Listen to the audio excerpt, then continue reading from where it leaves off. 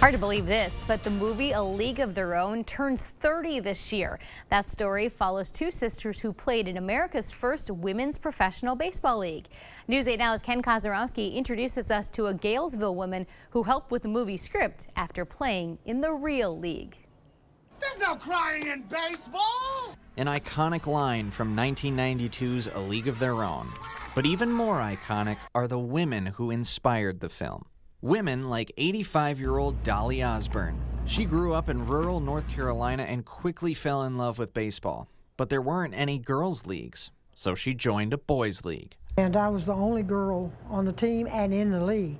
This was 1950.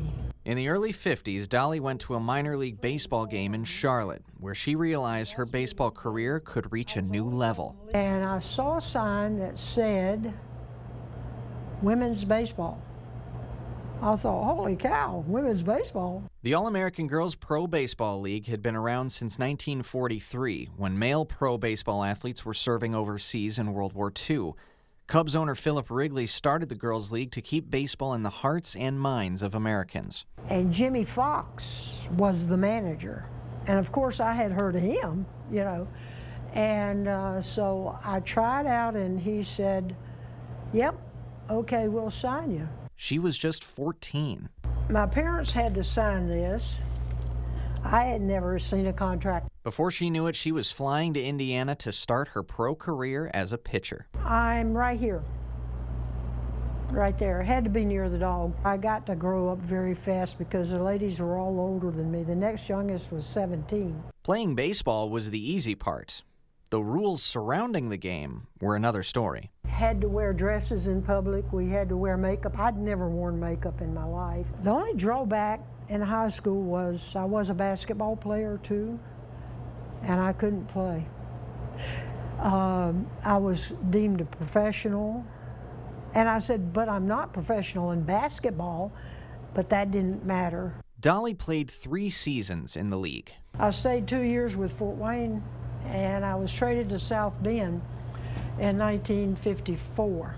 She wanted to play for decades, but didn't get the chance. We were devastated when it ended. The league folded as televised major league games and large union strikes in the Midwest derailed attendance at the ladies' games. But Dolly wasn't giving up her playing days that easily. Took a team on the road, and we played men's teams. Traveling all over with little to no money. I think one year I was down to a quarter in my pocket. Chasing opportunities to play and even dabbling with some word-of-mouth advertising. We would ride the fire trucks. They would take them all over town. One travel game in particular will always stand out. That's how I met my husband. We went out after the game, a whole group of us, and we sort of kept in touch for 9 years and then decided to get married. And they always ask him who won, and I said he did. He got me. The sports world now has evolved quite a bit since Dolly joined the Fort Wayne Daisies. 50 years of Title IX, all thanks in part to the women like Dolly who proved it could be done. We didn't really realize that that's what we were doing. We just wanted to play. And because they wanted to, current and future generations can. For News 8 Now, I'm Ken Kozorowski.